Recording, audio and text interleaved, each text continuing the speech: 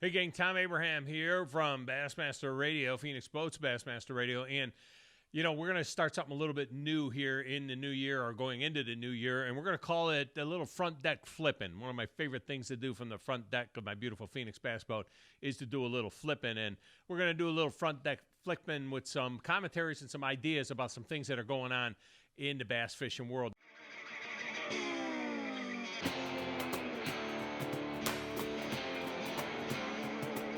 This past few days, fresh off the presses is the 2021 Elite Series schedule. This is really, really good. Now, in the current edition of Bassmaster Radio, Eric Lopez joined us, Director of Operations for Bass, to discuss this. But I want to give you my thoughts a little bit about this schedule. Now, this thing is going to get started again in Palatka, Florida. It'll be February 11th through the 14th at the St. Johns River. This is an outstanding place to start. We've been starting there every year for the last several years. It's not a regular deal that's where the tour will start, but it is a tremendous place to get going, and it should be, we've had some incredible results there in the past. Last year it was all kind of janky because, you had days canceled because of weather. It was really weird, but that's not the norm. The norm is that this is going to be a great tournament. I'm fired up about that. Then up to Knoxville. Remember the Classic in Knoxville a few years ago?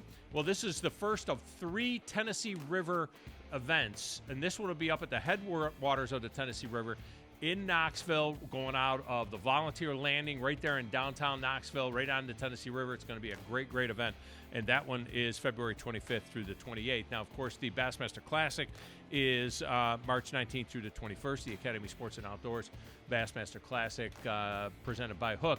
And, of course, that's in Fort Worth, Lake Ray Roberts. We've been talking about that. We've known about that for a while. After that, staying in Texas for 2 more events, April 8th through the 11th from the Sabine River. Now, this is a tournament out of Orange, Texas. We got some great, great folks in Orange, Texas that are fans of bass. And this is a tournament that, to be quite honest, is a little bit annoying for some people. Some of the guys don't like this. A lot of canals, a lot of creeks, a lot of goofy stuff going on there sometimes. But this is the kind of event that if you embrace it and if you fish it well, is going to go a long ways towards determining the AOI. And it is a really good fishery. There's no doubt about it. And there are great people in Orange, Texas. This is always supported big time down there. I think it's cool that Bass will be going back there.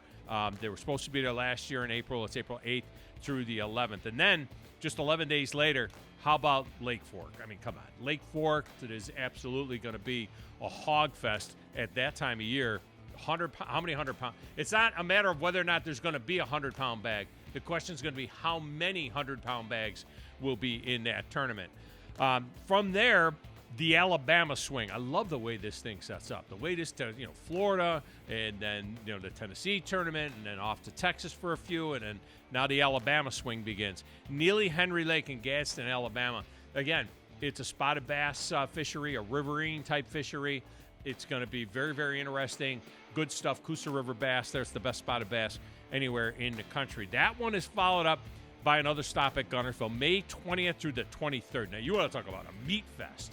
I mean, that's going to be fun to compare that to Lake Fork. May 20th through the 23rd is going to be outstanding. Those fish will be moving and staging out on the ledges at Guntersville, on those shell beds and so on and so forth. So I think that will be a tremendous event as well. And then to a place where bass hasn't been to in a while. In June, it'll be June 10th through the 13th.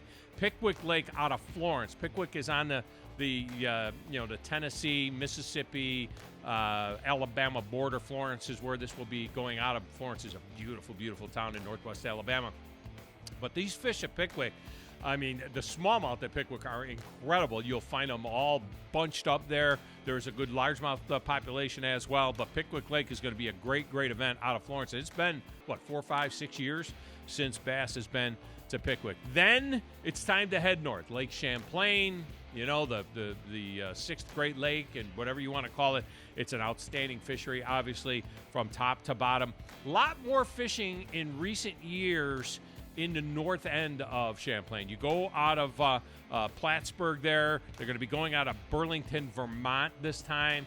And, a lot more sticking to the north end. It used to be everybody had to go to Ticonderoga. You don't have to go to Ticonderoga. There's great largemouth fishery. The inland sea is tremendous. It was a great tournament last year, won by Brandon Polinick, and so we're looking forward to that one. And then back out to Waddington for the St. Lawrence River, the final event of the year, July 15th through the 18th. That's it, the final event, all 9 events getting in the prime fishing time. Now, going back to Waddington is outstanding. Again, big crowds. Hopefully everything will be back under control and back to normal so we can have those huge crowds at Waddington. I assume, obviously, the Lake Ontario will be off limits going out of Waddington as opposed to Clayton like they did last year. And that one is always a smallmouth, a palooza, if you will. So that ought to be really good stuff as well. This is a tremendous schedule. Now you say, why does it end in the middle of July? No, just in case. Just in case. There are dates built in that they can go August. They can go into September if they need to. Hopefully we won't have any of those kind of issues, any of those kind of COVID issues. But I'll tell you what, if I was an Elite Series angler, to be able to go and have this kind of a rhythm, the rhythm of this thing, starting in Florida, go up to Tennessee, over to the Classic, spend a couple of more weeks in Texas with those events, the Alabama swing, and then the New York / Vermont swing. I think it's a tremendous schedule. I can't wait for it. And the next thing you know, we're going to hear about the Opens schedule as well. Also, of course, big news coming with what is going to be the Elite field as well, the Classic field. It's all good, man. I am super excited, and I love this schedule.